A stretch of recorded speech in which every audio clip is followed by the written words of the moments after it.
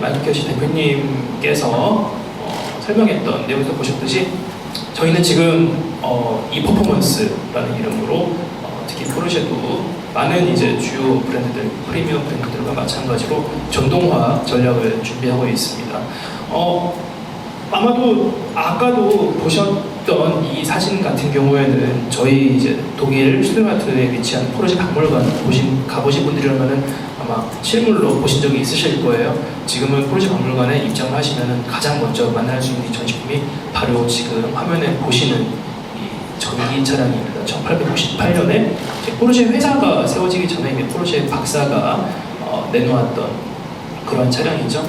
수년 전에 이제 굉장히 상태가 좋은 차량이 이제 발견이 되어서 유럽에서는 어떻게 이렇게 그런 일이 자주 일어나는지 모르겠어요. 발견이 되어서 지금 이제 박물관에서 좋은 컨디션으로 여러 분들을 만나고 있는 이미 120년 전에 포르쉐 박사가 세상에 내놓았던 전기차 이미지를 보고 계십니다. 포르쉐에서는 그만큼 전동화, 전기로 가는 탈 것이라는 것이 전혀 새로운 것이 아니라는 것을 다시 한번 말씀을 드리면서 오늘 살펴보실 파나메라 4E 하이브리드가 나오기 전에 또한 나왔던 양산 모델 간략하게 소개해드릴게요. 여러분들 잘 아시는 918 스파이더, 포르쉐에서 양산형으로 내놓은 첫 번째 플러그인 하이브리드 차량이면서 또한 이 차량의 출시와 함께 저희 내부적으로는 1세대 플러그 하이브리드 모델이라고 하는 2세대 카이엔, 그리고 또한 이 전세대 파나메라 모델에도 SE 하이브리드라는 모델이 이미 판매가 국내에도 이루어진 적이 있습니다.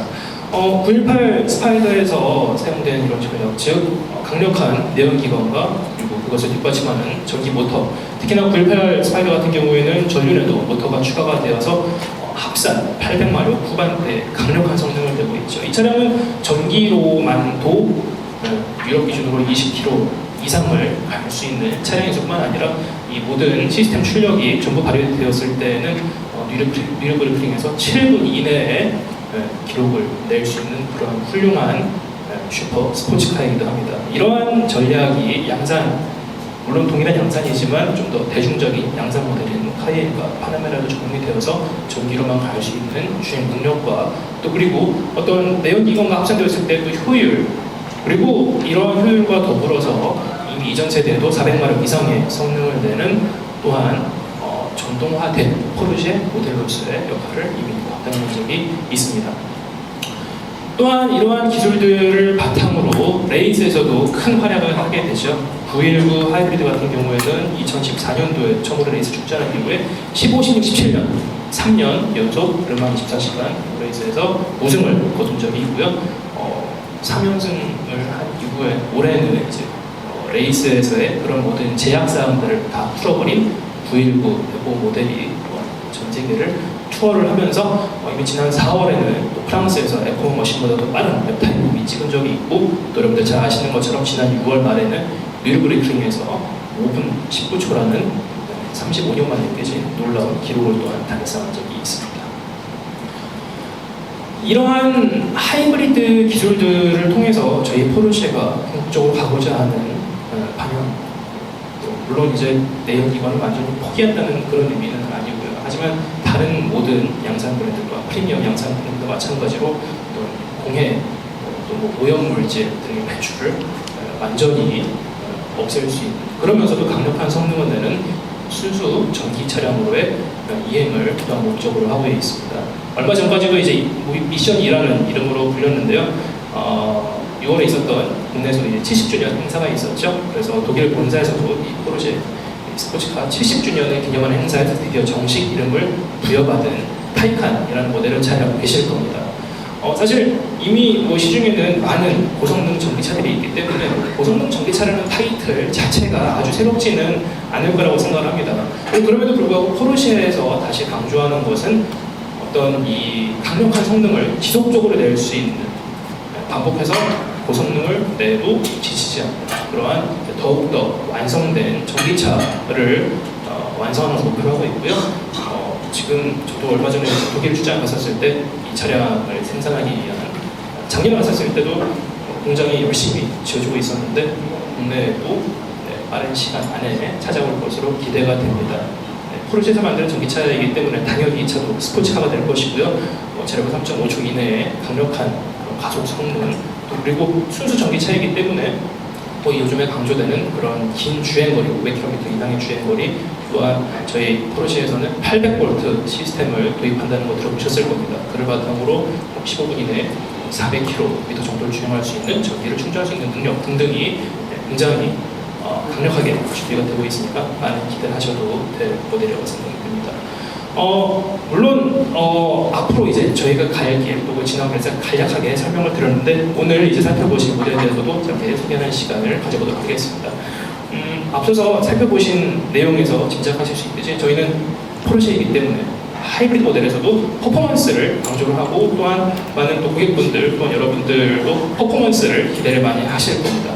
하지만 전동화 차에서 기대되는 것은 퍼포먼스뿐이 아니라 효율도 굉장히 중요한 영역이겠죠.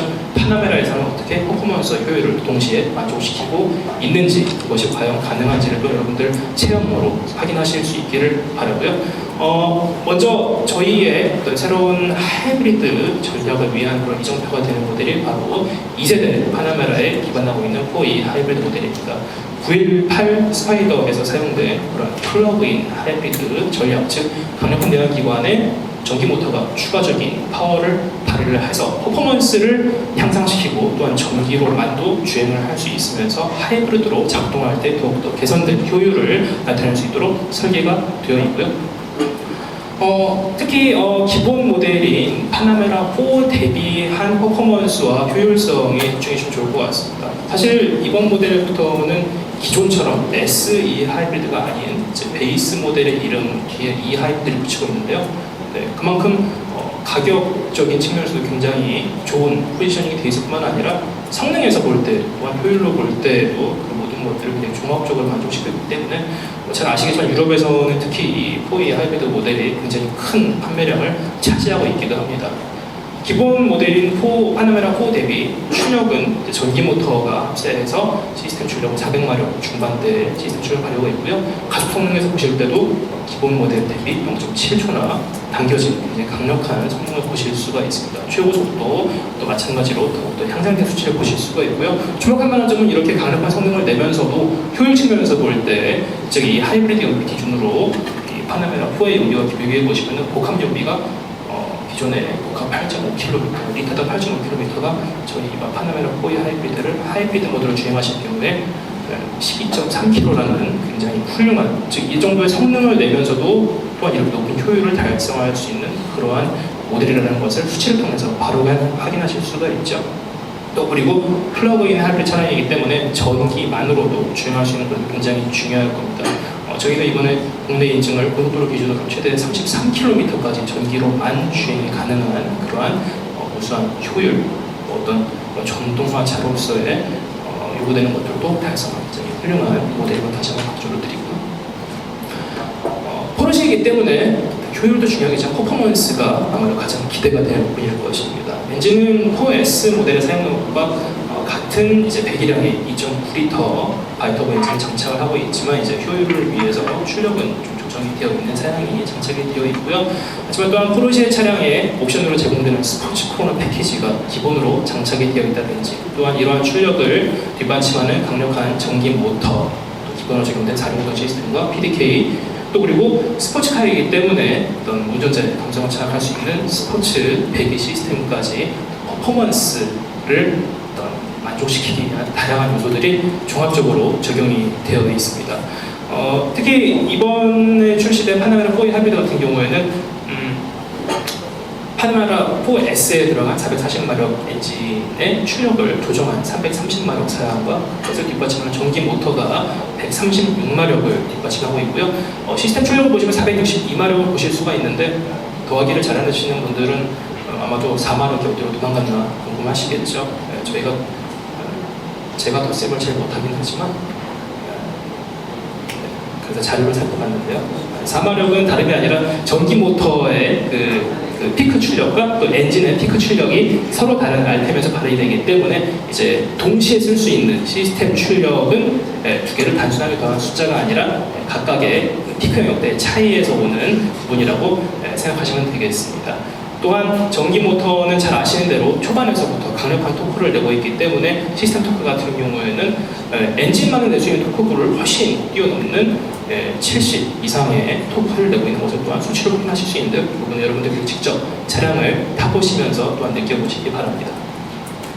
또한 460 시스템도 일반 파나메라 모델과 동일하게 전자제어식 다판 클러치 방식의 해원 460 시스템을 사용하고 있고요. 전기 모터로만 주행하실 때에도 이 460 시스템의 장점, 즉 필요에 따라서 전륜으로 또는 후륜으로 가용 토크를 모두 전달할 수 있는 능력은 전기 모터로만 주행할 때도 동일하게 사용할 수 있다. 이런 것도 또한 저희 모델의 큰 장점이자 특히 이전 세대 파나메라 S 하이브리드에 적용되지 않았던 이번 세대 모델의 굉장히 큰 주행 다이나믹과 또한 안전을 돕는 장점이라고 강조를 드립니다. 또한 기본으로 적용된 스포츠 코너 패키지는 어떤 이 스포츠 주행 또 포르쉐의 고유의 그런 어떤 주행 경험 등등을 뒷받침하면서 동시에 이 차량은 전기로만도 갈 수 있는 차량이고 또 하이브리드 모드 또한 포르쉐 차량의 모델은 어떤 스포츠 또 스포츠 플러스 모드 등등을 간편하게 전환할 수 있도록 이런 사양들이 기본으로 적용되어 있을 뿐만 아니라 여기 보시는 것처럼 E라고 써있는 부분이 바로 이제 시동을 처음에 거셨을 때 이 차량이 기본으로 시동이 걸린 상태인 즉 E 파워 모드로 선택이 됩니다. 그래서 포르쉐에서 기대하시는 쿵 하는 사운드는 듣지 못하실 거예요. 왜냐하면은 계기판에 레디라고만 뜰 거거든요. 그래서 전기차처럼 순수 전기차처럼 굴러갈 수 있는 차량이면서 또한 주행 중 필요에 따라서 H로 전환하시면 이제 하이브리드 모드로 전환이 되고 다른 모든 포르쉐 차량처럼 S나 S 플러스 즉 스포츠나 스포츠 플러스 모드를 통해서 강력한 주행 성능을 바로바로 비교하면서 체험을 하실 수가 있습니다. 글씨가 좀 많긴 한데요. 사실은 여러분들 직접 차량 탑승하시면서 또 이제 오늘 훌륭하신 인스트럭터 분들께서 주행 중에 설명을 주실 거기 때문에 간략하게만 살펴볼게요. 방금 말씀드린 것처럼 E 모드, H 모드, 스포츠 플러스 모드가 준비가 되어 있는데 특히 좀 더 설명드릴 부분은 이제 H 하이브리드 모드 부분을 보시면은 기본적으로 여러분들께서 스포츠 이 모드 다이얼을 돌리셨을 때 H 놓으셨을 때는 하이브리드 오토가 선택이 될 겁니다. 일반 하이브리드 차량처럼 효율을 중시하게 되어 있는 현재 주행 패턴이나 속도 등등에 따라서 엔진과 또는 모터만 또는 둘이 같이 하이브리드 차량으로 작동하는 모드가 있고요. 차량에 저장된 전기 에너지를 좀 아껴놓고 싶을 때 PC 모니터를 통해 선택하실 수 있는 2V 모드 또는 주행 중에 나는 배터리를 충전하고 싶다 때 쓸 수 있는 이 차지 모드 등등이 또한 하이브리드 모드 안에서는 세부적으로 제공이 되니까 추후에 이따 시승해 보시면서 이러한 모드들의 차이를 느껴보시기를 바랍니다. 또한 서두에 말씀드린 것처럼 이 차량 역시 하이브리드 차량이면서 동시에 분명한 포르쉐 모델이기 때문에 다른 모든 포르쉐 모델에 선택 가능하신 이런 스포츠 배기 시스템이라든지 포르쉐 V의 엔진 사운드 등등도 이제 운전자의 감성을 자극하는 훌륭한 그런 부분들이죠. 하이브리드 모델에서도 동일하게 선택이 가능합니다. 이런 어떤 퍼포먼스적인 요소들은 간략하게 설명드렸는데 효율에 대한 것도 몇 가지 짚고 넘어가면서 바로 시승 준비할 수 있도록 하겠습니다. 특히 이 차량은 이전 세대보다 더욱더 커진 배터리 용량을 바탕으로 확장된 전기로만 갈 수 있는 주행 능력을 강조를 많이 하고 있고요. 특히 이러한 점 덕분에 아까도 보신 것처럼 더 훌륭해진 연비 또한 유럽에서 굉장히 중요하게 생각하고 우리나라에서 점점 더 중요해지고 있는 그러한 CO2 배출량 등등을 통해서 동급 최상의 효율성을 자랑을 하고 있습니다. 실내에서 볼 수 있는 것은 그런 어떤 하이브리드 전용으로 제공되는 계기판 메뉴라든지 PCM상의 메뉴들 등등을 보실 수가 있고요. 또 하이브리드 전용으로 구성되어 있는 모드 스위치 등등을 바로 확인하실 수가 있을 겁니다. 또한 하이브리드, 즉 전기로도 갈 수 있고 전기로만도 갈 수 있는 차량이기 때문에 텔메틱스 부분을 굉장히 중요하게 보시는 분들이 요즘에 점점 더 늘어나고 계세요. 그래서 여러분들 이미 잘 알고 계시겠지만 포르쉐에서도 제공하는 텔레메틱스 서비스인 포르쉐 커넥트 같은 경우에도 저희가 이 차량의 금년도 출시와 함께 내년 중에는 소개가 될 수 있도록 열심히 준비하는 중에 있으니 기대하셔도 좋을 것 같습니다. 특히 계기판에 보시면은 하이브리드 전용의 뭐 다양한 메뉴라든지 애니메이션들 등 확인하실 수 있으세요. 그래서 이런 것들을 주행하면서 직접 한번 어떤 기능들을 하는지 활용을 해보시는 게 아마도 가장 좋을 것 같고요. 특히나 어떤 하이브리드 차이기 때문에 에너지 흐름, 즉 전기를 쓰는지 아니면 내가 내연기관 힘을 쓰는지 충전이 되는지 등등을 즉각적으로 확인하실 수 있는 메뉴가 계기판에도 마련이 되어 있습니다. 또한 모니터를 통해서 이런 내용들을 더욱더 크게 확인하시는 것도 당연히 가능하고요. 주행하시다 참고하실 수 있도록 뭐 흰색으로 움직이는 애니메이션은 뭐 내연기관의 동력, 초록색은 당연하겠지만 느낌 오듯이 전기 에너지의 흐름